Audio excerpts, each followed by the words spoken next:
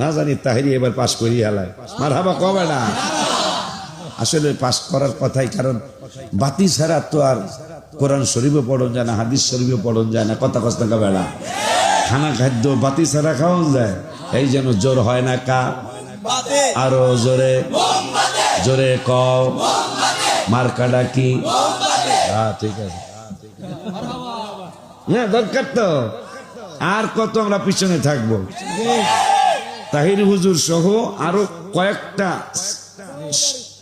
আমার হাসান বাবায় সহ আরো কয়েকটা সিট আছে আমরা মোমবাতি বিজয় হওয়ার খুবই সম্ভব আলহামদুলিল্লাহ বিশেষ করে পাগলার সিটে যে দলের থেকেই দাঁড়ুক এই লোকের কলিজা পানি থাকবো না কথা ঠিক কিনা আমার ছোট্ট ভাইটা দাঁড়াইছে আল্লাহর কাছে দোয়া করি আমি জীবনে ইলেকশন করতাম আমি জীবনও করতাম না কিন্তু যারা করবে হাগো পক্ষে আমি কথা কম কথা খাই তাহি হুজুরের মার্কা কি আচ্ছা ঠিক আছে আমার দরকার তো আমার ছোট্ট ভাইটার আল্লাহ যে সাহস দিছে ওরে যদি আল্লাহ সংসদে নেয় তোমরা তোমরা তখন ছোট না বোঝো তো ওর যদি 300 না এমপি থাকবো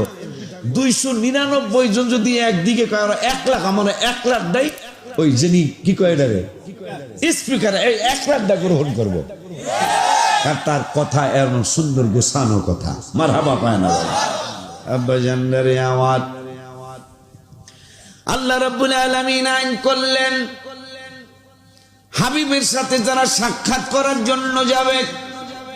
এই পাগলগুলির ইমানদারদের জন্য আমি আল্লাহ আইন করলাম হুজরা মুবারকে যাবে কিন্তু পিছন থেকে বন্ধুরে ডাক দেওয়া যাবে না হুজরা মুবারকের বাহির থেকে বাড়ি মুবারকের বাহির থেকে বন্ধুরে ডাক দেওয়া যাবে না ডাক দিলে কি হবে আল্লাহ রাব্বুল আলামিন বলছেন আকতারহুম লা ইয়াকিলুন তাইলে তোমরা একটা নির্বোধ জাতি হিসাব প্রমাণিত হবে এখন নির্বোধ কারে কয় যার জ্ঞান থাকে না তারে নির্বোধ কয় তাই জ্ঞান যার না থাকে তারে পাগল কয় এই পাগল দেখেই তো নবীর সাথে সাংবাদিকের তুলনা করে কথা বল ঠিক কিনা রে বাবা কারণ জ্ঞানে তো গন্ডগোল জ্ঞানে এটা আমি লিখছিলাম ইমানে গন্ডগোল নামাজ রোজা সব বিফল ইমানে গন্ডগোল নামাজ রোজা সব বিফল ইমান নামক দৌলত করো আল্লাহ দান দয়া করে মোরে দিদার করো দান আল্লাহ দয়া করে মোরে দিদার করো দান